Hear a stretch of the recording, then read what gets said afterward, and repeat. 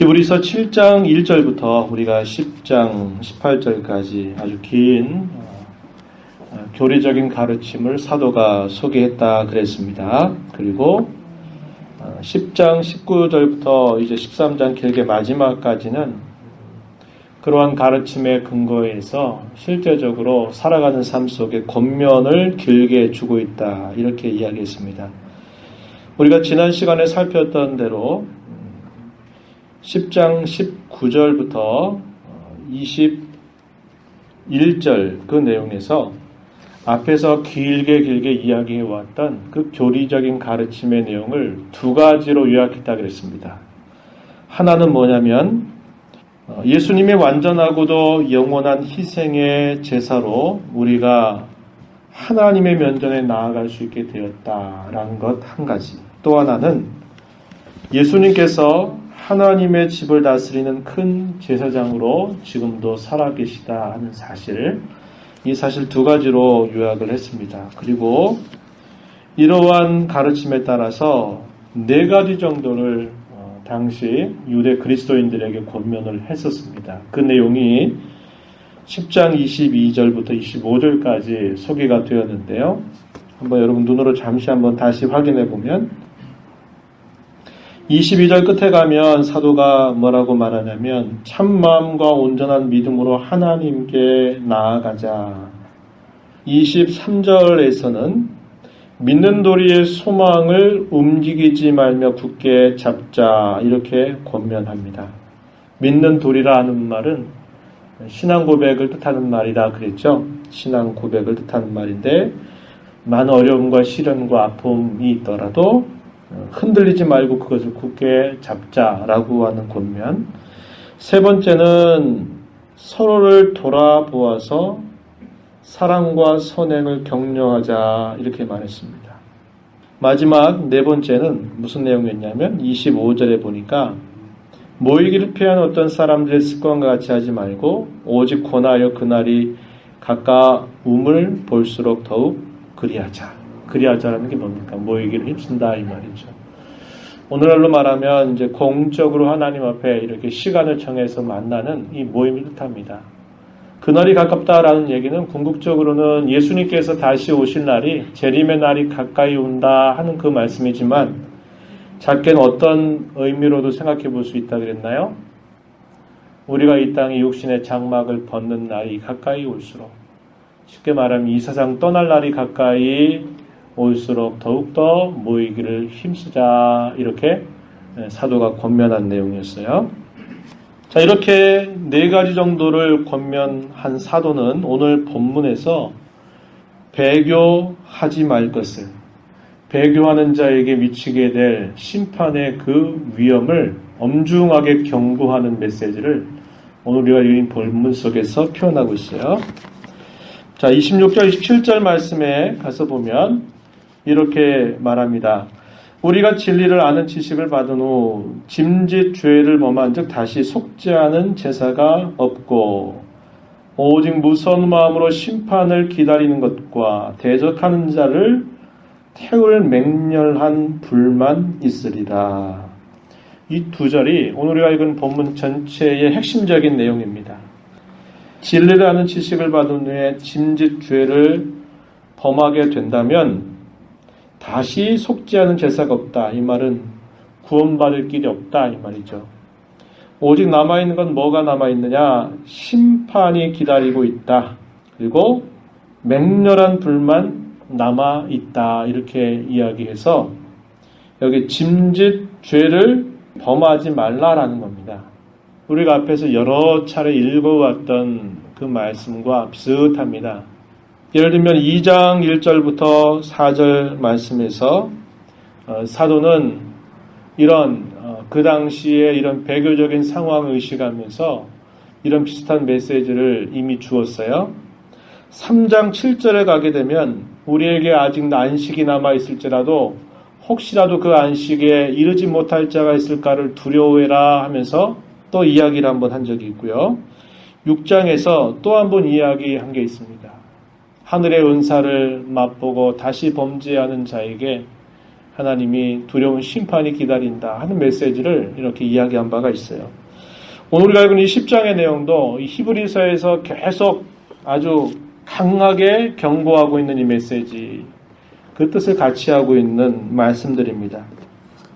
박해 때문에 기독교 신앙에서 다시 유대교로 돌아가려고 하는 이 배교적 상황에 대해서 엄중하게 경고 메시지를 보내는 그런 말씀을 주고 있는 거예요. 여기 우리가 읽은 이 말씀 가운데 짐짓 죄를 범한다라는 말이 있죠. 짐짓, 우리가 많이 사용하지 않는 표현입니다. 이게 무슨 말이냐면 고의적으로, 의도적으로, 계획적으로 이렇게 말하는 겁니다. 그러니까 짐짓 죄를 범한다라는 말은 고의적으로, 계획적으로, 의도를 가지고 죄를 범하는 것을 말하는 겁니다. 그런데 이제 이 표현이 단순히 말뜻만 보면 무슨 말이냐면 우리가 짓는 죄를 계속해서 고의적으로 또 짓고 또 짓고 또 짓는 것을 표현하는 말이거든요. 그런 표현입니다. 그런 표현인데 전체적으로 우리가 히브리서 전체를 가지고 이 말씀을 쭉 우리가 생각해 보거나 앞뒤에 그 심판날이 가까이 오는데 맹렬한 심판이 남아있고 불이 남아있다 이렇게 말할 때 요 글의 흐름 속에서 이 말의 뜻은 뭐냐면 그냥 우리가 일상적으로 짓는 죄를 또 짓고 또 짓고 하는 것, 고의적으로 또 짓고 하는 것, 그런 정도만을 말하는 게 아니고 제가 계속 이야기했듯이 특별한 그 당시 상황에서 짓는 죄를 이렇게 표현한 겁니다. 쉽게 말하면 그리스도에게서 등 돌리는 겁니다. 이게 바로 배교라고 하는 거예요. 고의적으로 그리스도에게서 등을 돌리는 그런 죄악에 대해서 이렇게 표현하고 있는 말이라고 하는 거예요. 이러한 자들에게 26절에서 뭐라고 말하냐면 그리스도께서 죄인을 위하여 단번에 드리신 영원한 제사를 부인하는 것이죠. 예수님이 십자가에 죽으신 그 사실은 우리의 모든 죄를 단 한 번의 희생을 통하여서 영원히 온전하게 하신 사건이다. 이것을 계속 강조해 왔어요. 그리스도를 의도적으로 부인한다라고 말하는 것은 그리스도께서 이렇게 단번에 들여서 온전하게 영원히 우리의 죄를 속하는 제사를 드리는 것을 부인한 것과 같다는 거예요. 그래서 그들에게는 다시 속죄하는 제사가 있을 수 없다는 겁니다. 그들의 죄가 용서받을 수 없다는 거예요. 이런 배교의 그런 죄를 범하게 될 때에는 다시 그들을 위한 속죄의 제사가 있을 수 없다. 이렇게 사도가 이야기하는 것입니다. 배교자들에게 남아있는 것은 오직 속죄의 길이 남아있는 게 아니라 뭐가 남아있다고요? 심판과 맹렬한 불만이 남아있다라고 엄중하게 경고하고 있습니다.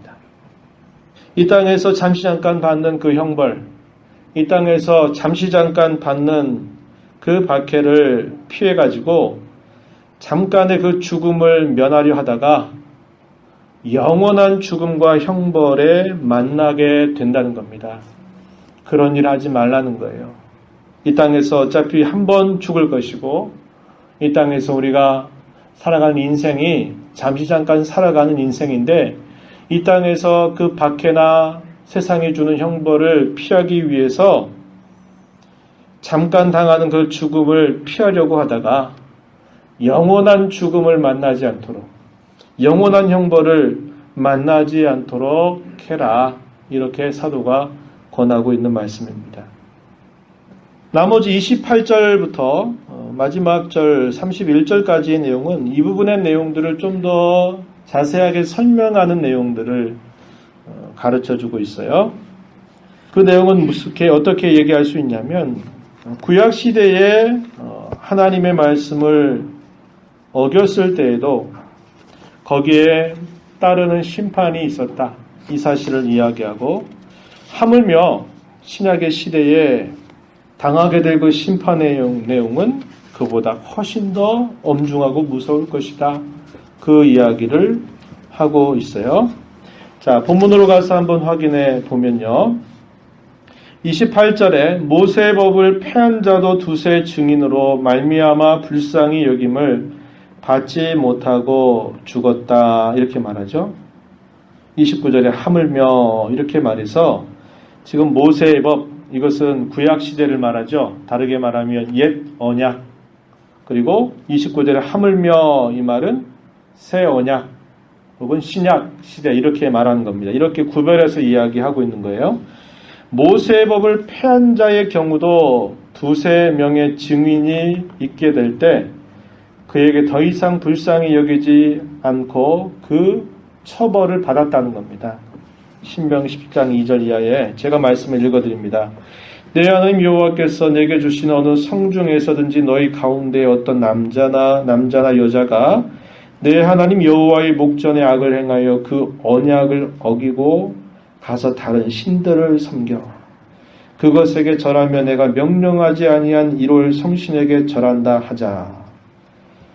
하나님과 세운 언약을 어기고 다른 신들을 섬긴다. 이게 뭡니까? 배교하는 거잖아요. 그죠? 네, 배교하는 것입니다. 오늘 우리가 읽은 히브리서에서도 지금 그 얘기하고 있거든요. 그리스도를 배반하는 자, 그리스도에게서 고의적으로 악을 행하는 자, 그리스도에게서 등을 돌리는 자, 이러한 자를 두고 배교라고 말합니다. 구약시대 때는 참되신 여호와 하나님을 등지고 우상을 숭배하는 게 뭐냐면 배교라는 거예요. 이런 배교한 사실이 있다고 하자 이 말입니다. 계속해서 제가 읽어드리면 그것이 너에게 알려짐으로 너가 듣거든 자세히 조사해 보라 이렇게 얘기해요. 자세히 조사해 볼지니 만일 그 일과 말이 확실하여 이스라엘 중에 이런 가증한 일을 행함이 있으면 이 가증한 일이 뭐라고요? 배교한 것이 사실로 드러난다면 이 말입니다. 너는 그 악을 행한 남자나 여자나 내 성문으로 끌어내고 그 남자나 여자를 돌로 쳐 죽이라 이렇게 명령합니다. 그런데 그냥 죽이지 않게 하고 어떻게 하냐면 죽일 자를 2사람이나 3사람의 증언으로 죽일 것이라. 왜냐하면 거짓되이 말을 해가지고 거짓된 증언으로 해서 실제로 아닌데 저 사람이 여호와에게서 등을 돌렸다 이렇게 말해가지고 행여나 불의하게 죽게 되는 그런 일들이 없도록 하기 위해서 하나님은 장치를 마련해 주셨는데 2사람이나 3사람의 증언을 따라서 죽일 것이요 한 사람의 증언으로는 죽이지 말라 이렇게 말씀을 하셨습니다. 참고적으로 좀 더 이야기를 하면 이런 구약시대에 고의적으로 죄를 범하는 경우에 그냥 내가 모르고 죄를 범하는 것과 고의적으로 죄를 범하는 것 사이에는 굉장한 차이점이 있습니다.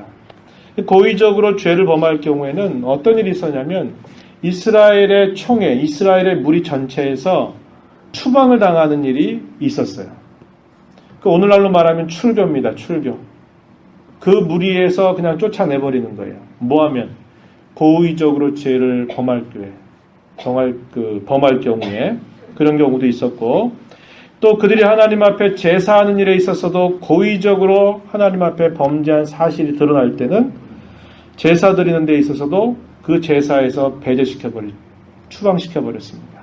또 우리가 잘 아는 것처럼 이스라엘 백성들이 이제 가나안 땅에 들어가서 요단강을 중심으로 해가지고 동편과 서편에 6곳에 도피성이라고 하는 걸 하나님이 마련하게 하시죠. 도피성에 마련을 해서 자기가 고의적이지 않은데 무슨 일을 하다가 사람이 죽게 될 경우에 어디로 달려가라고 그랬어요? 무조건 도피성으로 도망치라 그랬어요. 그러면은 그 피해 보복자, 원수된 사람이 그를 그 도피성 안에 있을 때는 죽이지 못하게 했어요. 그러나 예외적인 경우가 있어요. 어떤 경우? 그 사람이 고의적으로 그 사람을 죽였다고 하는 것이 그게 드러나면 도피성의 피해도 그 사람을 도피성이 보호해주지 않는 거예요. 다시 쫓아내는 겁니다. 그래서 그 사람도 결국 피해 보복자에 의해서 또 죽게 되는 그런 일들이 생겼다는 거예요. 우리가 읽은 본문 속에서는 바로 이 배교의 사실을 이야기하는 거예요. 그래서 구약시대 때에도 이렇게 이런 배교와 같은 죄를 범할 경우에는 그들이 엄중하게 그들을 심판하도록 하나님이 명령하셨다는 것을 이야기하는 거죠. 29절 30절에 가서는 하물며 이렇게 말합니다. 본문 29절에 하물며, 이게 무슨 말이에요? 구약 시대 때도 모세를 통해 주신 율법의 시대에서도 이런 배교하는 일들에 고의적으로 등을 돌리고 배교하는 일이 있을 때 그에 대해서 하나님 엄중하게 심판하셨다면, 하물며 그 율법의 완성자로 오신 그리스도께서 그분의 죽으심과 부활을 통해서 우리를 온전하게 우리의 모든 죄를 용서하셔서 우리에게 구원을 주신 그분을 향해서 등을 돌리는 경우에는 그 심판이 얼마나 더 크겠느냐, 이렇게 이야기하는 것입니다. 히브리서 2장으로 한번 가봅니다. 히브리서 2장 1절 이하에 보면, 그러므로 우리는 들은 것에 더욱 유념함으로 우리가 흘러 떠내려 가지 않도록 함이 마땅하니라. 천사들을 통하여 하신 말씀이 견고하게 되어 모든 범죄함과 순종하지 아니함이 공정한 보응을 받았거든. 3절, 우리가 이같이 큰 구원을 등한히 여기면 어찌 그 보응을 피하리요. 이 구원은 처음에 주로 말씀하신 것이요 말씀하신 바요 들은 자들이 우리에게 확증한 바다. 무슨 얘기합니까? 구약시대와 신약시대를 구별해서 이야기하는 거예요. 천사들을 통해서 하셨던 말씀, 이것은 구약시대에 말하는 겁니다. 구약시대에 천사들을 통해서 말씀하신 것도 아주 경고해가지고 그 말씀을 어기고 순종하지 아니할 때 그의 마땅한 보응을 받게 하셨다는 거예요. 하물며 하나님의 아들이신 예수 그리스도를 통해서 이루신 이 큰 구원을 가볍게 여긴다면 어찌 그 보응을 피하겠는가, 이렇게 이야기해서 대조하고 있는 겁니다. 자, 그러면 우리가 이 말씀을 통해서 확인할 수 있는 게 뭐냐면 이 배교한다고 하는 것이 어떤 죄악인가, 어떤 성격을 가지고 있는가 하는 것을 말씀을 통해서 확인해 볼 수 있는데요. 29절입니다. 29절 보면 세 가지로 본문에서 소개해 주고 있어요. 29절 말씀에 보면 첫 번째는 뭐냐면 하나님의 아들을 짓밟는 것이다, 이렇게 소개하죠. 두 번째는 자기를 거룩하게 한 언약의 피를 부정한 것으로 여기는 것이다, 이렇게 표현했고, 세 번째는 은혜의 성령을 욕되게 하는 것이다, 이렇게 표현했습니다. 첫 번째가 뭐라 그랬나요? 하나님의 아들을 짓밟는 것이다, 이렇게 표현했습니다. 하나님의 아들이신 예수님이 그분이 누구이시고 그분이 왜 이 땅에 우리와 같은 사람으로 오셨고 이 땅으로 오셔서 그분이 하신 일이 무엇인가를 부인함으로써 그분을 멸시해서 짓밟는 것과 똑같다. 옛날 고대 근동사회에서 이렇게 발을 드는 행위가 뭘 뜻하냐면 상대방을 아주 멸시하고 조소하고 무시하는 것을 나타내는 아주 극단적인 행위를 표현한 겁니다. 짓밟는다 하기 위해서 발을 들어야 되죠. 상대방을 향해서 발을 들어가지고 그 들은 발로 이렇게 딱 눌러버리는 거란 말이죠. 그리스도를 짓밟는 것과 똑같다는 겁니다. 그리스도를 욕되게 하고 그의 죽으심과 희생을 조소하고 멸시하고 우롱하는 그런 일이 뭐냐? 배교하는 것이 바로 그런 특성을 가진다. 이렇게 이야기하고 있는 겁니다. 두 번째가 뭐라 그랬어요? 자기를 거룩하게 한 언약의 피를 부정한 것으로 여기는 것이라고 이야기합니다. 예수님께서 십자가에서 죽으신 일을 통해서 새 언약의 복이 우리에게 주어져서 하나님의 면전에 당당하게 나아갈 수 있는 길을 우리가 제공받게 됐다 그랬었죠?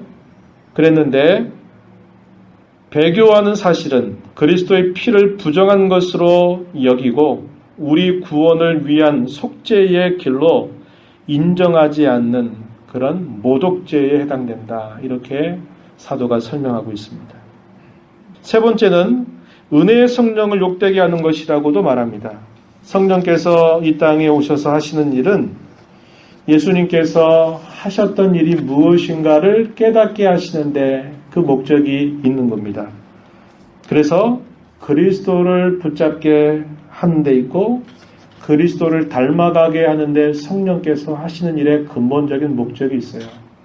그리스도를 등진다고 하는 것은 결국 그리스도를 증거하고 그리스도를 드러내는 성령을 욕되게 하는 것이라고 이렇게 사도는 말하고 있다 하는 겁니다.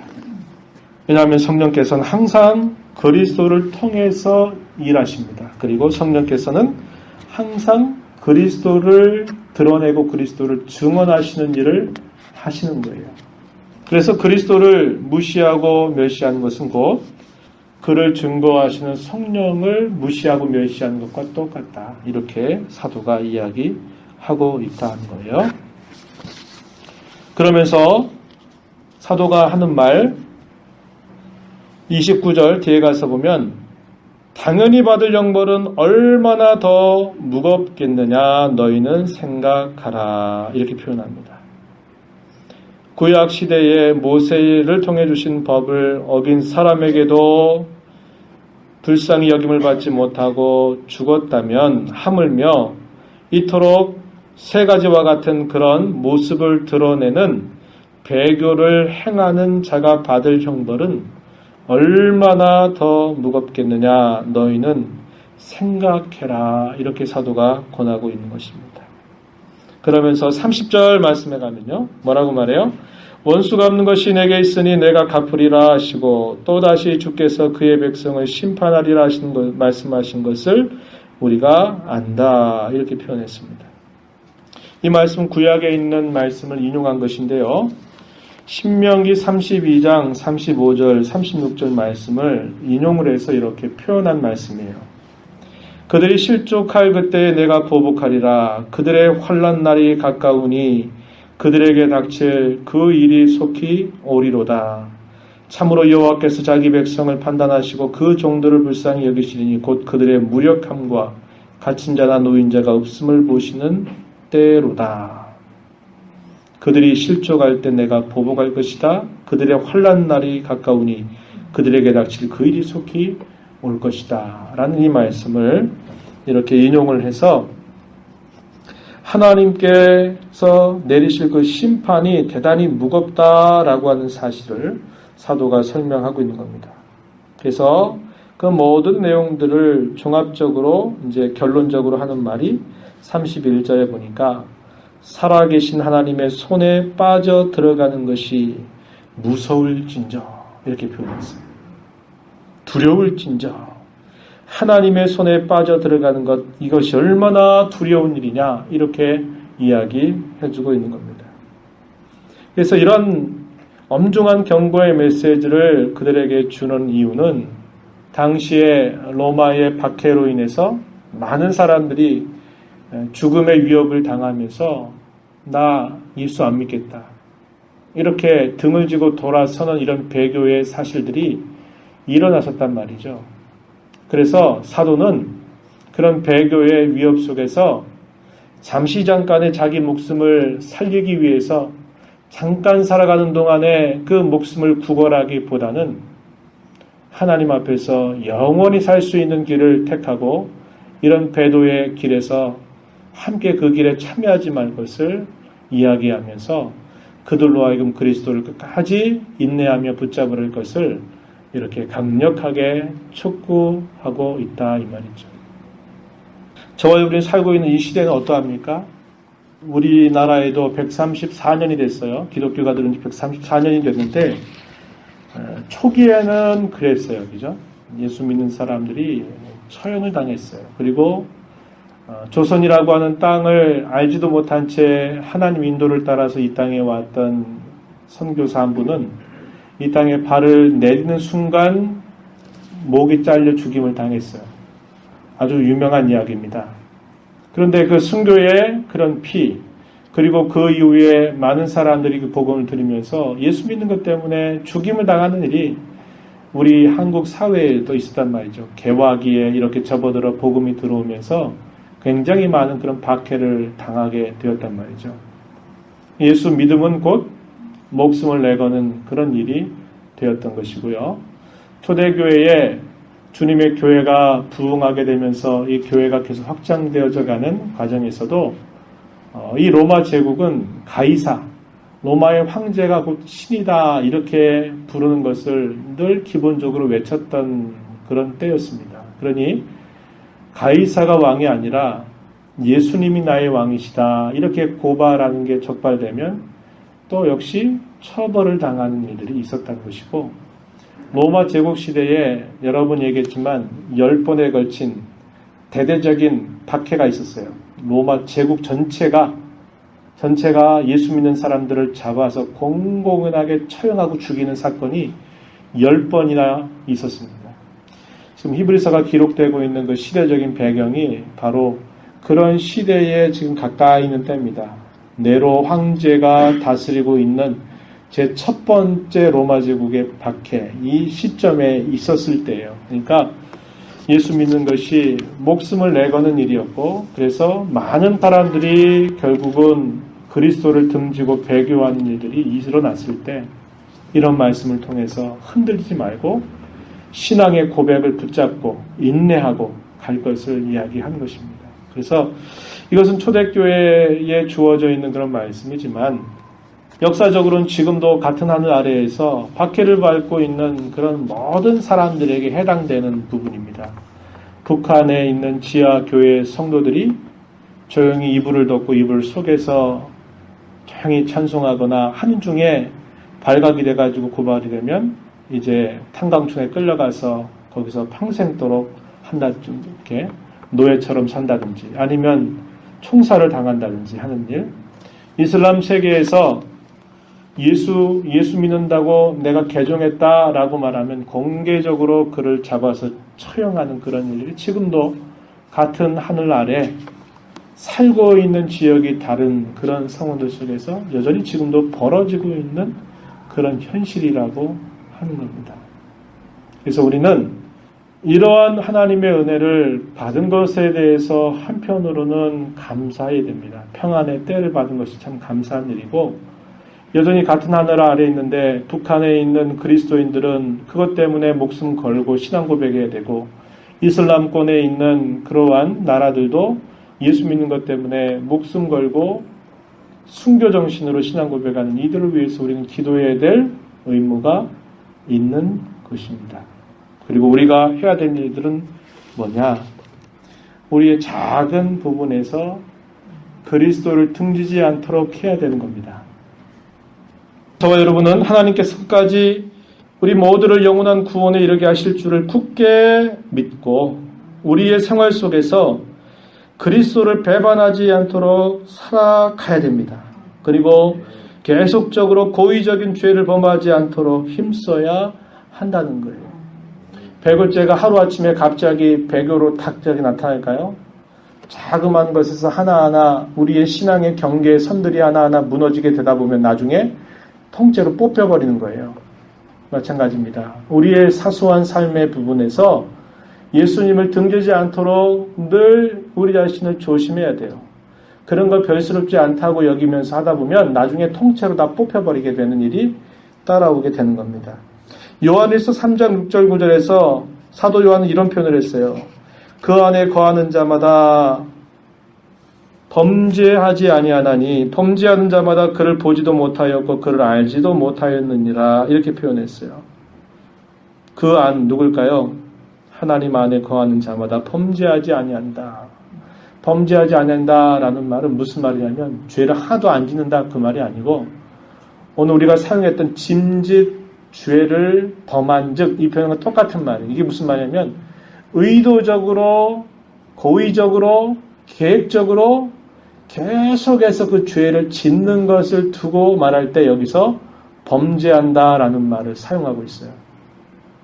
하나님 안에 거하는 사람은 결코 자기가 고의적으로 그리고 계획적으로 짓던 죄를 또 반복해서 죄를 지을 수 없다고 이렇게 단정하고 있어요. 또 9절에서 요한일서 3장 9절에서 하나님께로부터 난 자마다 죄를 짓지 아니한다 이 말도 그 말입니다. 계속해서 그 죄를 짓는 그 삶을 두고 여기서 죄를 짓는다 이렇게 말한 겁니다. 그러니까 우리말로 보면 잘 이해가 안 돼요. 그러나 본래 그 말 뜻은 계속적으로 죄를 짓는 것, 반복적으로 죄를 짓는 것을 뜻하는 말이라고 하는 거예요. 하나님께로부터 난 사람은 죄를 짓지 아니한대요. 이는 왜? 하나님의 씨가 그의 속에 있기 때문이고, 그가 범죄하지 못하는 것도 역시 같은 말이에요. 계속해서 똑같은 죄를 짓지 못하는 것은 그가 하나님께로부터 났기 때문이라고 이렇게 소개해 주는 겁니다. 이 말이 우리에게 가르쳐 주는 게 뭐예요? 우리의 죄의 오래된 그 악습들을 내가 끊임없이 반복하는 것을 가볍게 여겨서 안 된다는 거예요. 절대로 그렇게 여기면 안 된다는 거예요. 짓는 죄악에 대해서 내가 하나님 앞에 회개하고 그 죄로부터 내가 떠나야 되는데, 내가 하나님 앞에 나올 때 죄 지었다고 용서달라고 고백한 다음에 또 일선으로 갔을 때 똑같은 일을 또 계속해서 그 일을 반복하는 일에 익숙해지면 뭐라 그랬어요? 하나님의 씨가 그 속에 있지 않은 거다. 이렇게 표현하고 있는 겁니다. 그래서 우리가 이 말씀을 볼 때 배교적인 현실을 사는 지금의 우리의 모습은 아니에요. 그러나 우리는 매일매일 살아가는 삶 속에서 그리스도를 부인하지 않고 그리스도를 등지지 않고 살아가려고 하는 일에 늘 마음을 기울여서 죄와 싸우고 죄와 이겨내고 죄를 멀리하고 다시 죄 짓는 그런 일을 하지 않도록 우리 자신을 잘 지켜서 영적인 싸움을 싸워가야만 되는 그러한 하나님의 자녀들임을 늘 잊지 말아야 합니다. 그 죄가 반복되지 않도록 끊어야 돼요. 끊어야 되고 그것과 싸워야 된다는 거예요. 그게 아무런 느낌 없이 반복된다면 내가 진짜 신앙인이 맞는가를 다시 재고, 근본적인 것부터 다시 재고를 해야 될 그런 상황이 된다는 것입니다. 우리가 이 말씀을 마음에 기억하면서 작은 일로부터 내가 그리스도를 등지지 않고 그리스도를 존귀하게 하는 그런 생의 목적을 갖고 살아가기를 다짐하고 힘쓰고 애쓰는 우리 모두가 되기를 진심으로 바랍니다. 하나님 아버지, 이 시간도 말씀과 또 함께 저희들에게 주시는 주님의 뜻이 무엇인가를 살피게 해주셔서 감사드립니다. 예수 믿는 것, 잠시 잠깐의 고난과 박해와 잠시 잠깐 받는 그 벌을 면하기 위해서 예수 믿는 것으로부터 돌아서고 부인하고 등지는 그러한 시대를 향하여서 그리스도를 절대로 틈줘서는 안 될 것을 힘써 경고하고 강조하는 말씀을 저희가 함께 읽었습니다. 오늘 저희는 어쩌면 평화의 때를 살고 있습니다.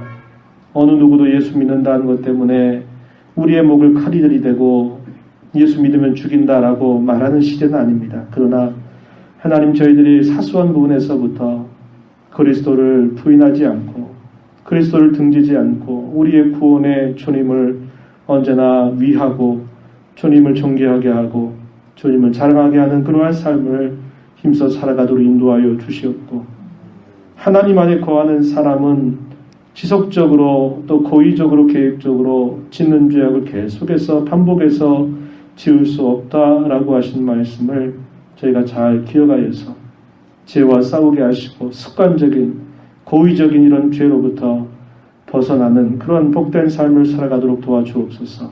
예수님 이름으로 기도하옵나이다. 아멘.